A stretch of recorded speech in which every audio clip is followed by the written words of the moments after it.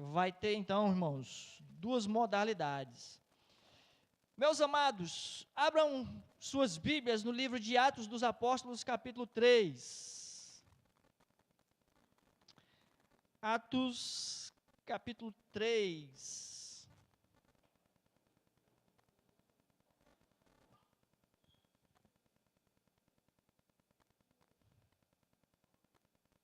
Nós vamos ler do verso 1 ao 10. Quantos acharam? Digam amém. Glória a Deus. Diz assim: Pedro e João subiram ao templo para a oração da hora nona. Era levado um homem coxo de nascença, o qual punham diariamente à porta do templo chamada Formosa, para pedir esmola aos que entravam. Vendo ele a Pedro e João, que iam entrar no templo, implorava que lhe dessem uma esmola. Pedro, fitando-o juntamente com João, disse: Olha para nós. Ele os olhava atentamente, esperando receber alguma coisa. Pedro, porém, lhe disse: Não possuo nem prata nem ouro, mas o que tenho, isso te dou. Em nome de Jesus Cristo, o Nazareno, anda. E tomando-o pela mão direita, o levantou. Imediatamente os seus pés e tornozelos se firmaram. De um salto se pôs em pé, passou a andar e entrou com eles no templo, saltando e louvando a Deus. Viu todo o povo a andar e a louvar a Deus.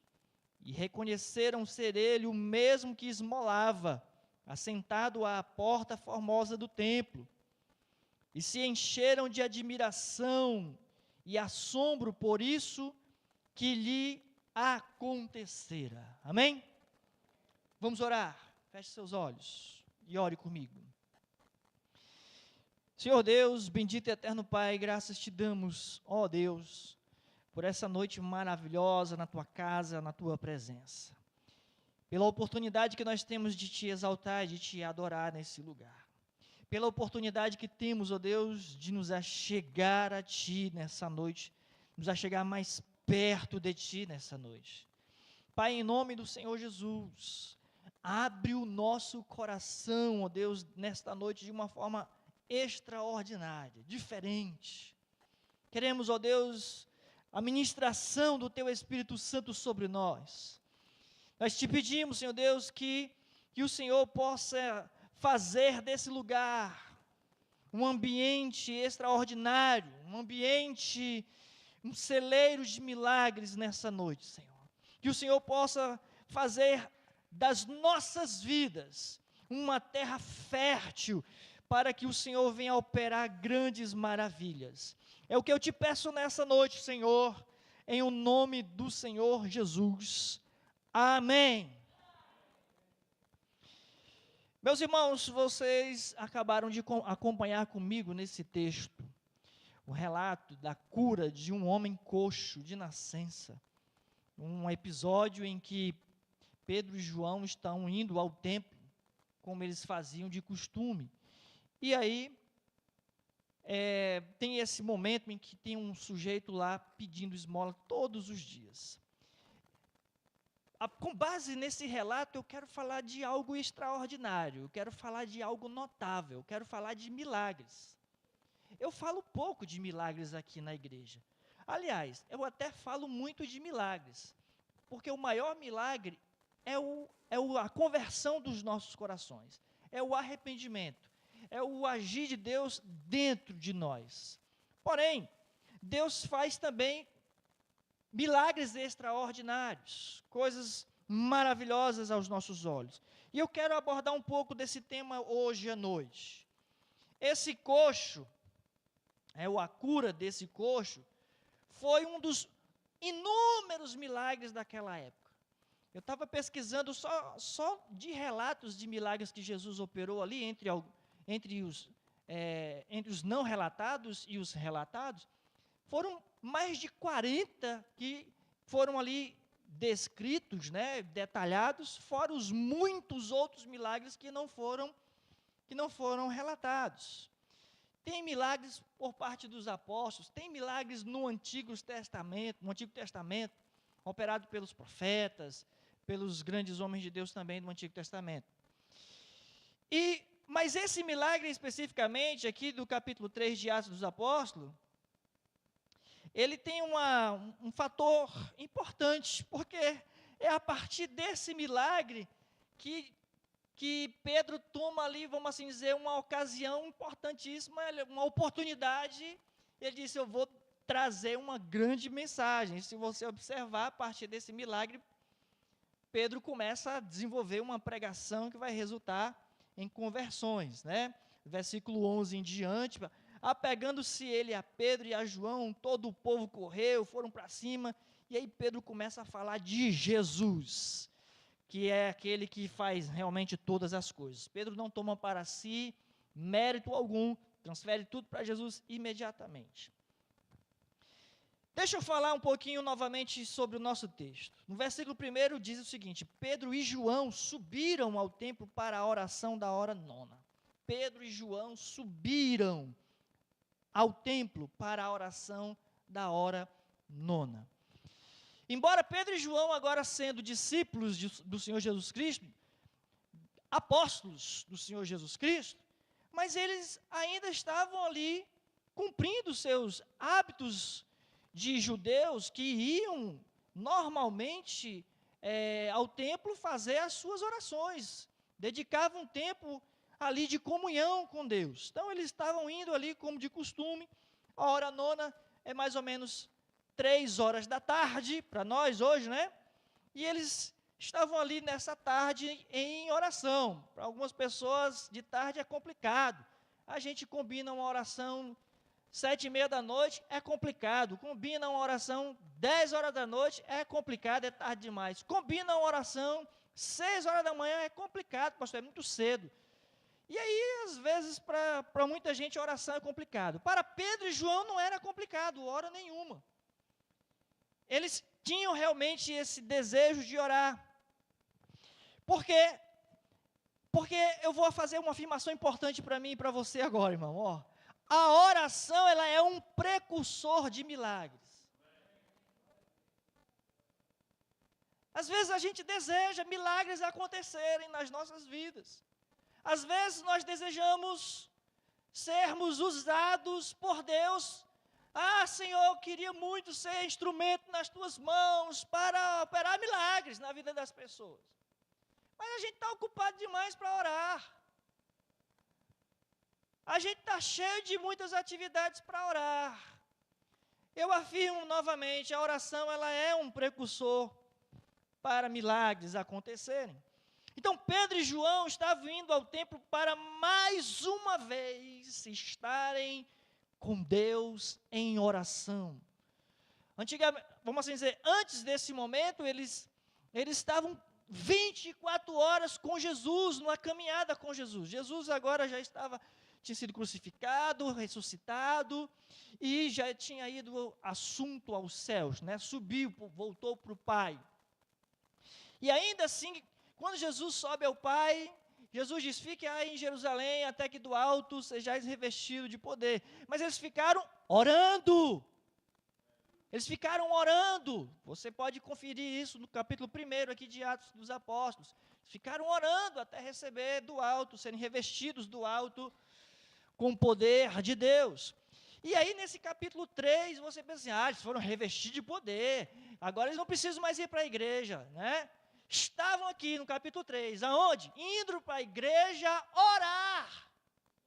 Indo para a igreja orar, mostrando exatamente o tipo de uma característica de quem está na total dependência de Deus, da presença de Deus, que quer estar com Deus, que quer ter comunhão com Deus, quer exatamente adorar a Deus, participar de uma adoração pública, que é esse momento aqui, onde nós estamos todos juntos e adoramos a Deus, oramos juntos, porque muitos de nós podemos pensar o seguinte: eu preciso ir para a igreja. Não, eu vou fazer isso em casa, eu posso orar em casa, e tem que fazer em casa, mas uma coisa não anula a outra.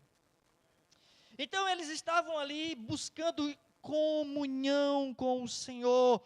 A oração sempre foi um dos pilares da igreja. A igreja primitiva tinha a oração como pilar.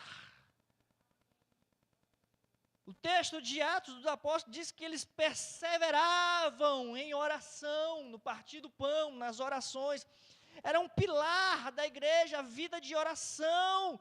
Essa prática constante da igreja, ou seja, oravam todos os dias, todo momento, era exatamente um tipo de prática que permitia eventos extraordinários como este acontecerem. Uma igreja que orava, que tinha comunhão com o Senhor. Uma igreja ali, o tempo todo com Jesus, em oração, aos pés de Jesus, falando com Jesus, ouvindo a voz de Jesus. Esse hábito, essa prática desencadeava, destravava, desbloqueava milagres. Milagres. Eles não estavam buscando milagres, mas eles aconteciam. A igreja vivia exatamente em um ambiente de milagres, de sinais, de prodígios. E tudo isso estava intimamente ligado a uma vida de oração dedicada e sincera a Deus. A igreja vivia nessa atmosfera, eram milagres constantes acontecendo. Por quê? Vida de oração. Vida de oração. Não sei se vocês sabem, mas nós temos um relógio de oração conduzido por um ministério chamado Guerreiros de Oração. E esse relógio de oração, ele é 24 horas, né? São as horas do dia são 24 horas. E aí, então, a cada hora tem alguém ali dedicando um tempo de oração com Deus, falando com Deus, intercedendo pela igreja, pelas atividades da igreja, pelas famílias da igreja, pelos projetos da igreja, intercedendo pela liderança da igreja, intercedendo pelos missionários, orando pelos pedidos de oração. Tem um livro de oração lá atrás. Se você não sabia, tem lá um livro, inclusive tem ali com uma capa bonita, assim, com o formato de uma cruz e um leão saindo por trás, né? E você pode, pastor, tem um pedido de oração. Tudo bem, você pode falar comigo, você pode falar com algum irmão da igreja e a gente vai acionar esse ministério e colocar esse seu pedido em oração. Mas você também pode, se quiser, fique à vontade, você vai lá naquele livro, tem uma caneta lá, escreve lá o teu pedido de oração. Tem vários pedidos lá, muitos já foram respondidos, né? Eu acredito que todos foram respondidos, às vezes que sim, às vezes que não, Deus responde, mas alguns milagres já aconteceram, sim. Você tem acesso e você pode se dirigir àquele livro. Então, a primeira coisa que eu quero chamar a sua atenção sobre esse tema, o tema milagres, é que a oração, ela é exatamente um precursor dos milagres. Precisamos dedicar tempo de oração, vida de oração. E aí eu quero dizer para você, se você quiser fazer parte do Ministério de Guerreiros de Oração, se tornar alguém que ora, fale com a irmã Cristiane, porque ela é a coordenadora, né, quem lidera esse ministério, e você pode fazer parte também, entrar nesse ministério de oração. Participar das orações da terça-feira, agora está suspenso. Pastor, só porque agora eu ia vir. Só porque terça-feira agora eu ia vir. Pois venha, ore sozinho aqui, pode vir. Se junte com quem mais quiser, pode vir. Pastor, eu não vou ensaiar. Então venha orar, pode vir. A igreja vai estar aberta. Pode orar, não tem problema. Não está proibido, não. Só está suspenso, vamos dizer assim, a atividade regular. Que é a atividade regular que todas as terças-feiras nós nos reunimos para orar.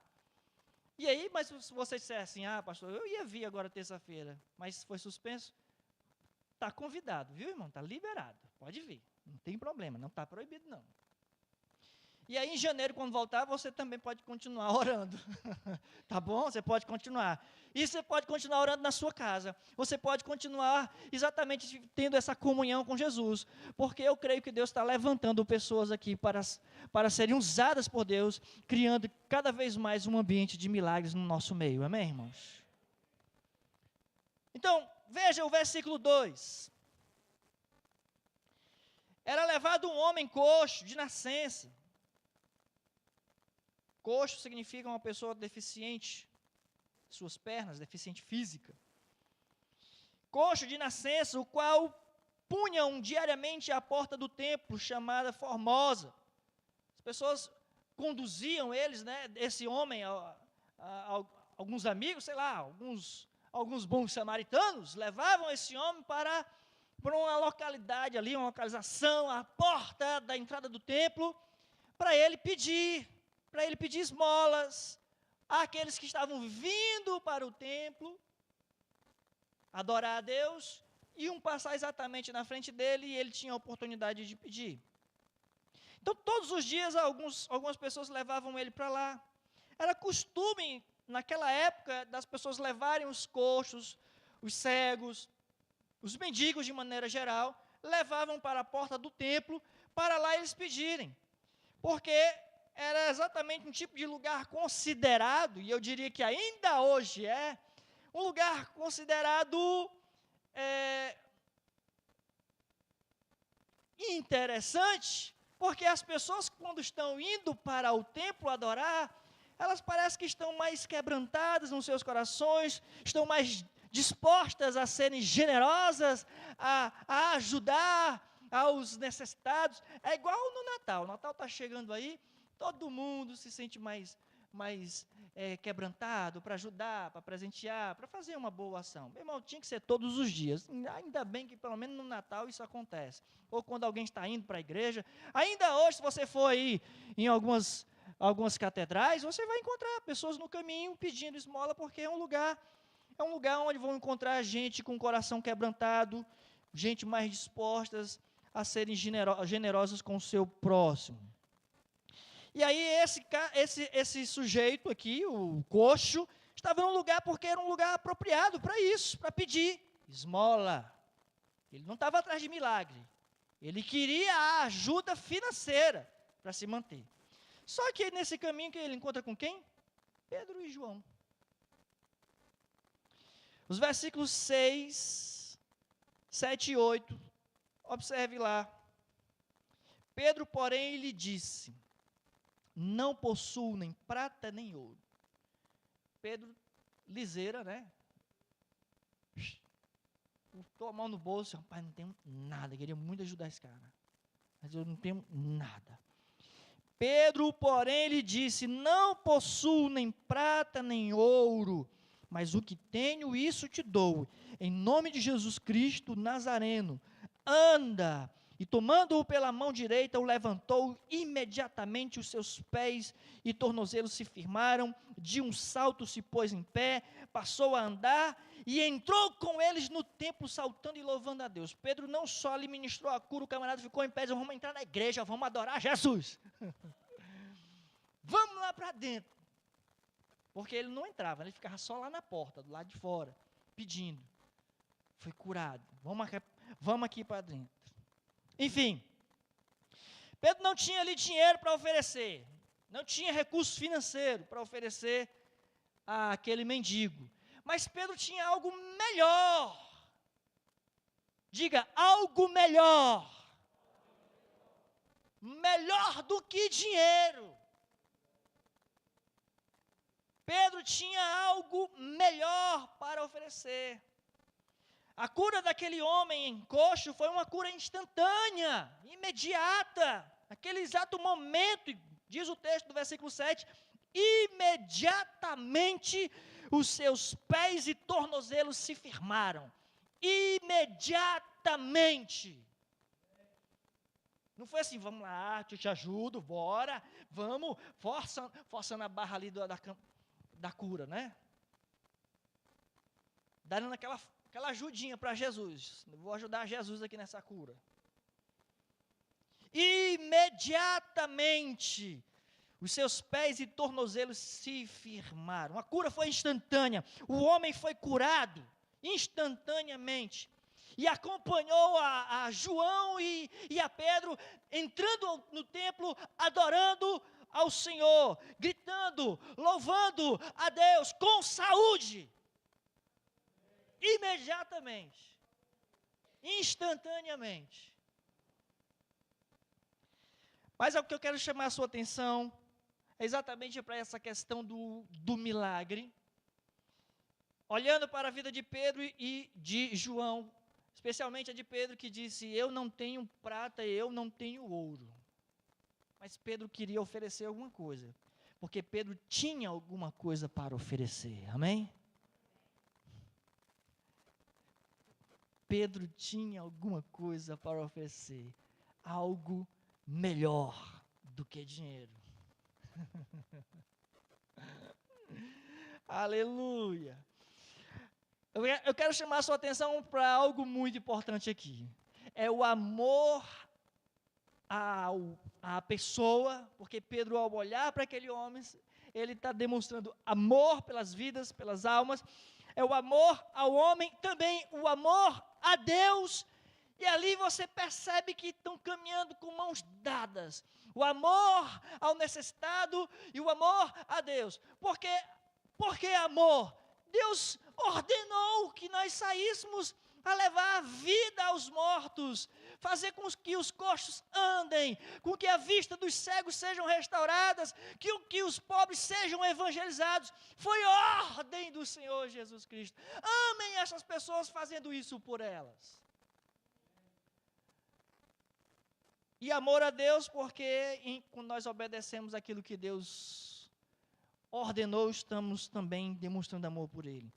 Então, aqui fica evidente esse amor às almas perdidas, às almas necessitadas, o amor a Deus de mãos dadas aqui. Portanto, o amar ao próximo é exatamente aquilo que Deus tem nos dado, irmão. É aquilo que Deus tem dado para mim e para você. É amor para darmos aos necessitados. Embora Pedro e João não tivessem aqui riqueza, dinheiro, prata ou ouro, como ele mesmo descreveu, não tinha, mas Pedro possuía algo muito mais valioso. Ele possuía a autoridade em nome do Senhor Jesus. Ele possuía poder em nome do Senhor Jesus. Não tenho prata nem ouro, mas o que tenho, isso te dou. Mas o que tenho, isso te dou. Está aqui no versículo 6. Mas o que tenho é o que Pedro tinha, porque havia recebido do Senhor. Mas o que tenho, isso te dou. Ele tinha autoridade em nome de Jesus. Ele tinha poder de Deus para fazer milagres em nome de Jesus, o Nazareno. Coloca para nós na tela aí, só para fazer um parênteses bem interessante, João capítulo 14, versículos 12 a 14. Nas palavras de despedida de Jesus, são palavras também de consolação aos seus apóstolos, aos seus discípulos, em meio às palavras de promessa, despedida e consolação, falando do Consolador, falando de uma série de coisas. Jesus diz isso para eles: em verdade vos digo que aquele que crê em mim fará também as obras que eu faço e outras maiores fará, porque eu vou para junto do Pai. 13. E tudo quanto pedirdes em meu nome, isso farei, a fim de que o Pai seja glorificado no Filho. 14. Verso 14, irmão. Você voltou para o 12. Me ajude. Se me pedirdes alguma coisa em meu nome, eu o farei. Jesus estava falando para os seus discípulos exatamente isso. De que as obras que ele fez, o que foi que Jesus fez? Meu irmão, Jesus curou aleijados, curou as pessoas que eram cegas, ressuscitou mortos, Jesus expeliu demônios, Jesus restaurou vidas de diversas pessoas. E ele disse, vocês vão fazer as mesmas obras que eu faço e vão fazer outras maiores também. Farão outras obras maiores também. E assim Jesus falou para os discípulos, se vocês crerem em mim, vocês vão fazer isso. Se vocês crerem em mim, vocês vão fazer isso. Evangelho de Marcos, as palavras de despedida de Jesus também, capítulo 16, versículo 17 e 18. Evangelho de Marcos, 16, versos 17 e 18. Estes sinais hão de acompanhar aqueles que creem. Tudo é uma questão de fé em Jesus. Em meu nome expelirão demônios, falarão novas línguas. 18. Pegarão em serpentes, e se alguma coisa mortífera beberem, não lhes fará mal. Se impuserem as mãos sobre os enfermos, eles ficarão curados. Eu quero só fazer um novo parêntese. Não é uma questão do que eu quero, não é a minha vontade, mas é a vontade de Deus. É tudo parte daquilo que eu tenho. Lembre-se que tudo isso é resultado de uma vida com Deus, de comunhão com Deus, de alguém que estava em oração. Alguém que estava ali vivendo uma intimidade com Jesus. Diariamente.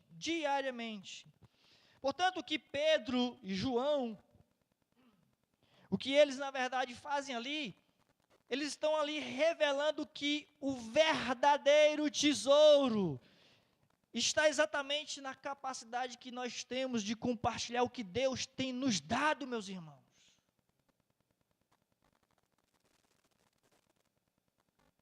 Quantas e quantas pessoas estão padecendo aí? Quantas e quantas pessoas estão aí sofrendo? Quantas e quantas pessoas estão aí desesperadas? Quantas e quantas pessoas estão aí numa vida literalmente desgraçadas, ou seja, sem desfrutar do favor de Deus, o favor que nós não merecemos, que Deus tem colocado à nossa disposição, mas as pessoas não têm o conhecimento desse favor de Deus, e estão vivendo uma vida literalmente desgraçadas. E eu e você, meus irmãos, temos esse verdadeiro tesouro, que é exatamente a capacidade de compartilhar com os enfermos, com os doentes, com os perdidos, com os coxos, com os cegos, com os mortos, espiritualmente falando, compartilhar aquilo que Deus tem nos dado e transformar vidas. Transformar vidas. Quem aqui foi transformado por Jesus? Levanta a mão. Transformado. Outro dia eu estava conversando com o Lucas e ele disse, pastor, eu não conhecia o testemunho de fulano, né? Tem um testemunho forte. Devia contar para a igreja. Disse, a igreja até já sabe, né? Mas quem sabe, uma ocasião, aí o irmão pode compartilhar novamente o testemunho dele. Nós temos muitas pessoas aqui com testemunho forte, né? O irmão Francisco, o irmão Kennedy, assim, estou falando de alguns testemunhos bem extraordinários, tá, irmão? O Alex, né? E fora outras pessoas que, com o encontro com Jesus, encontraram um propósito de vida. Alguém que estava ali apático e encontraram um propósito de vida.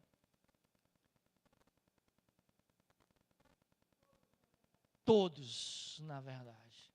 Eu costumo dizer o seguinte, rapaz, eu nunca fumei, eu nunca bebi, eu nunca me prostituí, eu nunca realmente roubei. Alguém podia dizer, então você é muito certinho. Não, não era certinho.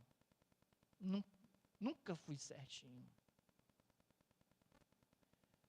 Mas um dia eu precisei me encontrar com Jesus para Ele mudar a minha história, irmão. Porque senão ia dar errado.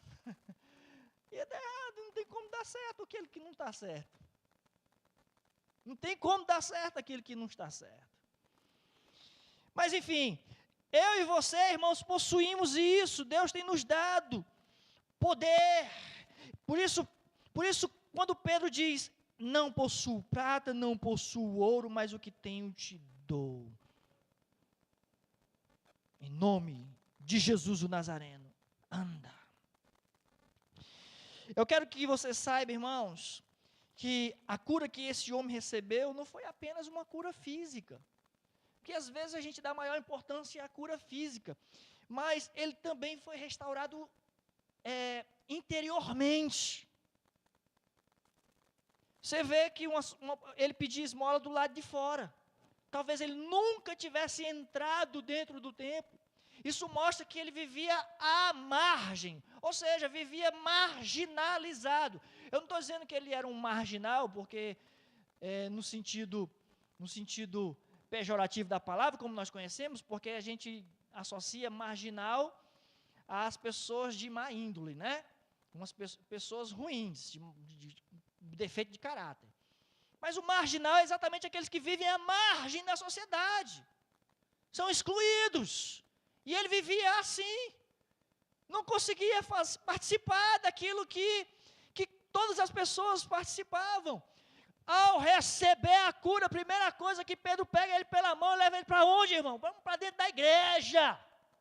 Bora, vamos pular lá dentro. Vamos glorificar a Deus lá dentro. Ninguém vai te impedir. Pelo contrário, as pessoas ficaram olhando, meu Deus, que é aquilo? Não era aquele mendigo que era aleijado, está ali, curado, e agora está aí saltando. A cura é mais do que física, meu irmão. É mais do que física.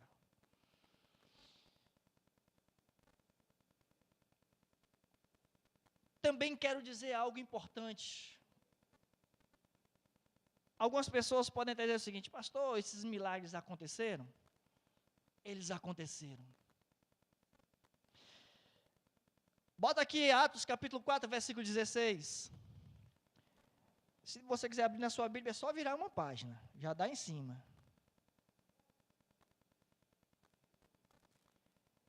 O homem estava curado. O que fizeram? Vamos levar eles acolá. Para aqueles que já tinha gente que era atravessado com os discípulos de Jesus. Com Jesus e agora com os discípulos de Jesus. Que já eram atravessados. E aí levaram ele. Dizendo, que nós faremos com este homem? Aliás, com estes homens, né? Aqueles que fizeram, no caso Pedro e João. Que foram usados por Deus para fazer o milagre. Que faremos com esses homens? Pois na verdade é manifesto a todos. Não tem como a gente negar. É manifesto a todos os habitantes de Jerusalém que um sinal notório, um milagre, aconteceu, foi feito por eles e não podemos negar. Não podemos negar. Os inimigos da igreja, rapaz, aconteceu, está aqui, está diante dos nossos olhos, algo extraordinário aconteceu, e foi por meio daqueles dois lá que a gente não gosta, Pedro e João, usando o nome daquele que a gente crucificou, que a gente também não gosta dele, Jesus de Nazaré, mas aconteceu, é fato, todos viram, não temos como negar. Nem os inimigos puderam negar. Quem aqui é crente, diga amém. Crente não duvida, crente. Não duvida. Se nem os inimigos conseguem botar esse negócio em dúvida, eles não tinham como negar. Como é que tu vai viver assim tão indiferente acerca do poder de Deus? Como é que eu e você, que somos crentes, viveríamos indiferente acerca do poder de Deus? Como, irmãos? Impossível.